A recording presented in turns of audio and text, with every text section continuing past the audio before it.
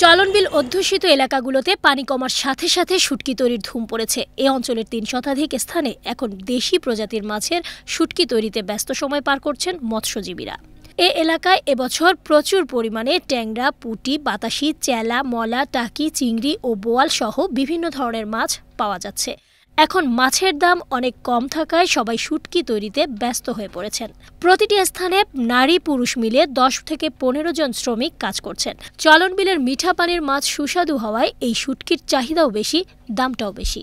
উত্তরবঙ্গের মধ্যে সৈয়দপুর এবং রংপুর, তিস্তা এবং জামালপুর এই কয়েকটি মোকাম আমরা করি এবং যে মাছগুলা গোটা থাকে আর কি, আইশাল্লাহ মাছ, পুঁটির মাছ, সেই মাছটা মনে করেন যে ভারতের যায়। এখানে কাজ করে আমার ১৫০ টাকা করে দেয়, এইটা দিয়েই আমাদের সংসার চলে যায়। অনেকের মুখেই আমরা শুনেছি যে এখানকার মাছ সুস্বাদু, এই জন্য মানে অনেক আগ্রহ করে এখানে আসছি মাছ কেনার জন্য। জেলা মৎস্য কর্মকর্তা জানান, এবছর বন্যা দীর্ঘস্থায়ী হওয়ায় এবং পোনা নিধন প্রতিরোধ অভিযান জোরদার করায় মাছের প্রাচুর্যতা বেড়েছে, তাই বাড়বে শুটকি উৎপাদনও। মৎস্য অধিদপ্তরের পক্ষে আমরা ব্যাপকভাবে অভিযান পরিচালনা করেছি, মোবাইল কোর্ট পরিচালনা করেছি, যার জন্য অসাধু যে জেলেরা আছে তারা মাছ ধরার সুযোগ পেয়েছে কম।